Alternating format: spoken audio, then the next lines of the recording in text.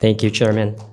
Thank you for the kind introduction. It's a great pleasure to present at LT Updates 2025. My talk will serve as a brief overview and introduction to help set the stage for this session. Retransplantation accounts for about 5 to 10% of all liver transplants worldwide.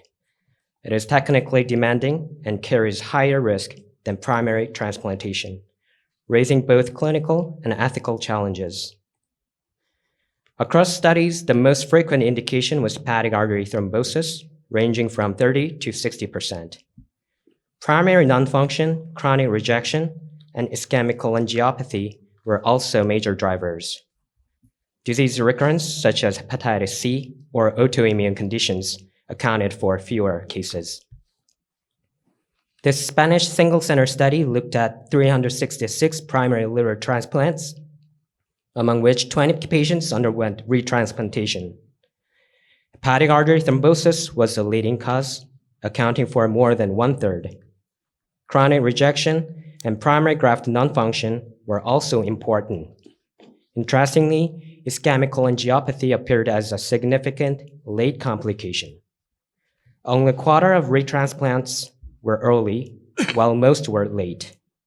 Survival was notably better for early retransplantation, whereas late retransplantation carried higher mortality and more technical complexity. 5-year overall survival was just about 50%.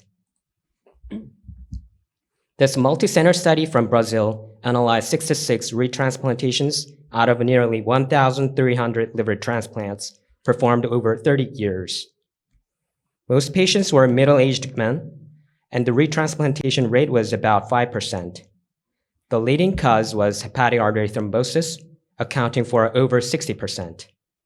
Primary non-function and chronic rejection followed. Nearly half of retransplants were performed within the first month of the initial surgery.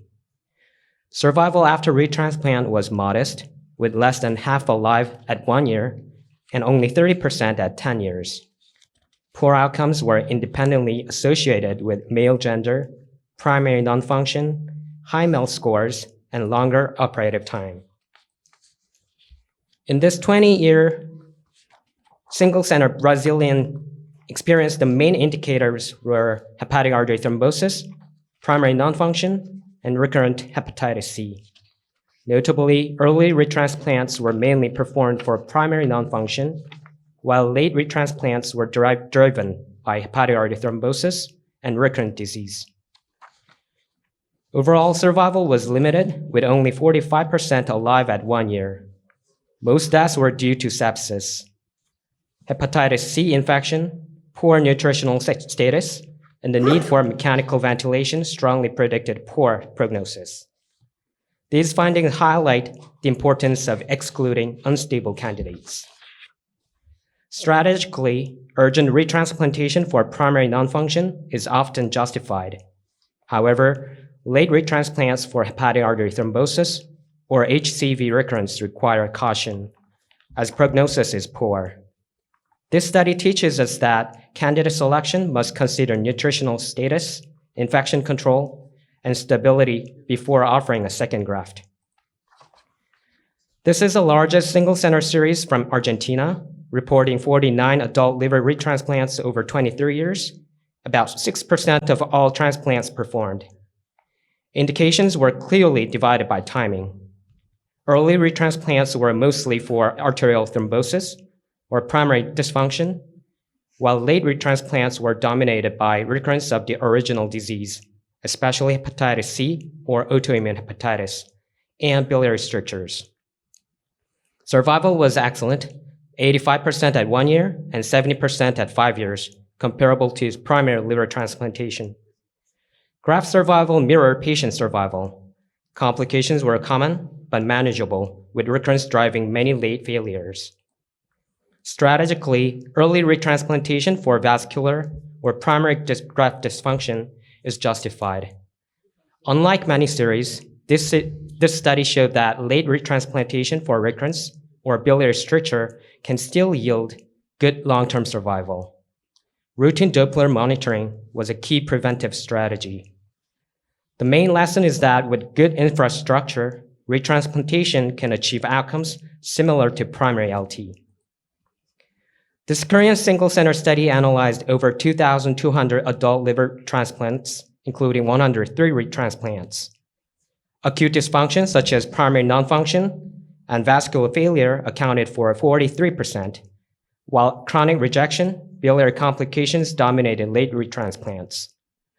Retransplantation showed inferior survival compared to primary transplantation, with only half of alive at 1 year. This figure shows that survival after retransplantation critically depends on two modifiable factors, that is, avoiding excessive tacrolimus levels in the first month and ensuring a graft-to-recipient weight ratio above 1%. Strategically, retransplantation is justified in acute graft failure, but requires caution in chronic dysfunction. Adequate graft size is non-negotiable, with a GRW over 1% essential. Another key message is lowering immunosuppression in the vulnerable early period. Retransplantation should be considered only when the patient's condition is optimal, with living donation as a potential option in selected cases. This multi-center Japanese study compiled 265 retransplants across 32 institutions, one of the largest nationwide datasets in Asia. Unlike Western series, most retransplants were performed using living donors, often several years after the first transplant. The key strategic message is that in Japan, where living donor grafts predominate, retransplantation for early graft failure should be thoroughly restricted.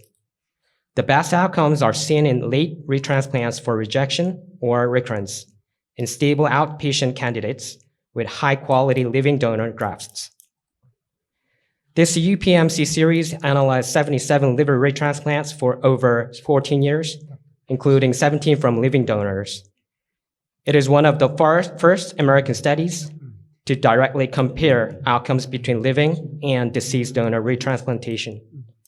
Indications differed by donor source. Deceased donor retransplants included many early cases for vascular thrombosis and primary non-function. In contrast, all living donor retransplants were late cases, and 2/3 were for recurrent disease. Patient and graft survival were comparable between groups, but the living donor group required fewer transfusions, less dialysis, and shorter hospital stays. This demonstrates that living donor retransplantation can provide equally good, if not smoother, postoperative courses. Strategically, living donor retransplantation is a valuable option, especially for late graft failures due to recurrent disease. It avoids waitlist mortality and allows surgery to be scheduled electively in better conditions. With careful planning, outcomes are not inferior to deceased donor retransplantation. This study from Houston Methodist Hospital reviewed 68 liver retransplants over 13 years, about 4% of all transplants, to evaluate outcomes and risk factors in the modern era. Indications followed a clear time pattern: primary non-function within the first week, hepatic artery thrombosis within the first 3 months, and chronic rejection later. Interestingly, ischemic cholangiopathy and recurrent disease were very rare in this cohort. Survival after retransplantation was equivalent to primary retransplantation, with 73% at 5 years. This challenges the traditional view that retransplantation is inherently inferior. Poor outcomes mainly driven by donor quality, not by timing, or not by patient condition. This table highlights that poor outcomes were strongly associated with donor quality, such as High Kidney Donor Profile Index, KDPI, donor anoxia, and nationally allocated grafts, rather than with the timing of retransplantation. The key message is that careful donor selection is central to strategic decision-making.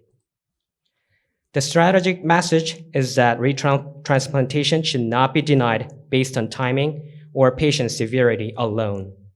Instead, donor quality is the critical determinant. Selecting low KDPI, locally allocated grafts is essential to secure outcomes equivalent to primary transplantation. This large UCLA study analyzed 466 adult retransplants over 26 years, The goal was to develop a predictive index to stratify patients by risk and guide strategic decision-making in retransplantation. The most common indications were primary non-function and vascular complications, followed by chronic rejection and recurrent disease, especially hepatitis C. These represent the key clinical scenarios where retransplantation must be considered. They developed a predictive index using 8 factors, including age, MELD score, donor quality, timing, and transfusion needs. Survival varied dramatically from nearly 80% at 5 years in low-risk patients to just 22% in high-risk cases. This provides a practical selection tool. The key point is that we should give priority to retransplantation in patients with acute vascular failure or primary non-function, and intermediate retransplant between 15 and 180 days carried the worst outcomes. By applying this predictive index, we can avoid futile cases and ensure scarce grafts are used where long-term survival is realistically achievable. This is the largest modern registry analysis of nearly 3,800 retransplants. The authors used machine learning to build a model predicting futility and survival after retransplantation. Indications were diverse. Recurrence was the most common, while early retransplants were often for primary non-function or hepatic artery thrombosis. Timing was key. Retransplants within the first week had the highest risk, while late retransplants beyond 3 years yielded better survival. The most powerful predictors were recipient status at the time of transplant. Patients on life support or with very low functional status had markedly lower survival. Donor quality also mattered, with young donors and short ischemia time clearly improving outcomes.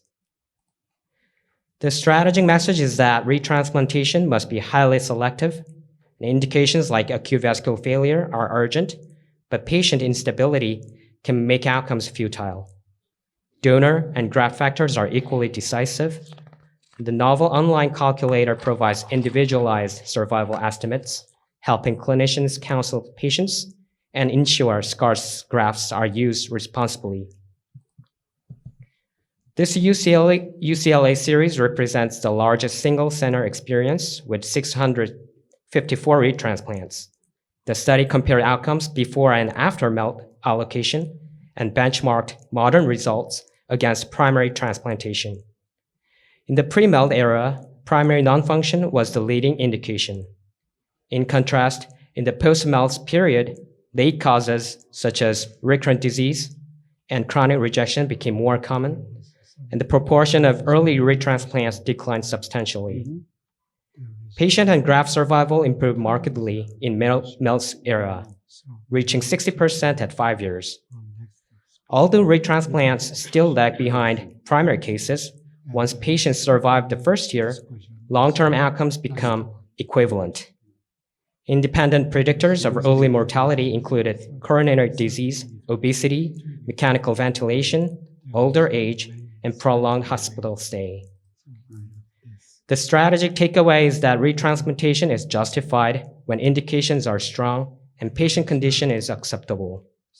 Early retransplants remain high risk, but late retransplants for chronic rejection or recurrent disease are more successful. With careful recipient and donor selection, long-term survival can approach that of primary transplantation. Our center also reported a study about re-LT. We reviewed 38 retransplants over 25 years at Seoul National University Hospital, accounting for about 3% of all transplants. Both adults and children were included, and the indications were time-dependent. Primary non-function drove most early retransplants, while late cases were often due to biliary complications or disease recurrence. Importantly, over 80% of patients had significant comorbidities before retransplantation, especially infections. Outcomes were modest, with around 50% 5-year survival in adults and 60% in children. 1/3 died during hospitalization, and sepsis was the dominant cause of death. The key lesson is that Retransplantation technically demanding and carries high risk, especially in patients with severe comorbidities. When making strategic decisions, we need to focus on controlling infection and setting realistic survival expectations. At Seoul National University Hospitals, outcomes approach 50% at 5 years, which supports retransplantation only in carefully selected candidates. This systematic review and meta-analysis compiled 25 studies across nearly 4 decades, aiming to identify the strongest independent predictors of survival after liver retransplantation. On the recipient side, the sickest patients, those on ventilators with renal dysfunction or with very high MELD scores, face the highest mortality. These findings stress the need to avoid listing unstable candidates whenever possible. Donor quality and timing are equally decisive. Older donors and long ischemia time were consistently associated with poor outcomes. Interestingly, retransplant within the first week carried better survival than waiting 1 to 4 weeks, likely due to less operative complexity and organ failure progression. The final slide summarizes that we have learned from multiple studies worldwide. First, indications matter. Urgent retransplantations for primary non-function or early hepatic artery thrombosis are clearly justified. In contrast, late indications like chronic rejection or recurrent disease require stricter selection. Second, timing is crucial. The best outcomes occur in very early retransplants, while the intermediate period of 2 to 4 weeks carries the highest risk. Third, recipient stability drives prognosis. Patients with high MELD scores, comorbidities, or those requiring life support have very poor outcomes and should be avoided. Fourth, donor and graft quality cannot be compromised. A graft to recipient weight ratio above 1%, young donor age, and short ischemia times are essential, while living donor retransplantation can be a safe option in selected late cases. The strategic message is simple: retransplant only when indication, recipient, and donor factors are all favorable, aiming for at least 50% of 5-year survival. This approach ensures that retransplantation is both clinically justified and responsible. Thank you for your attention.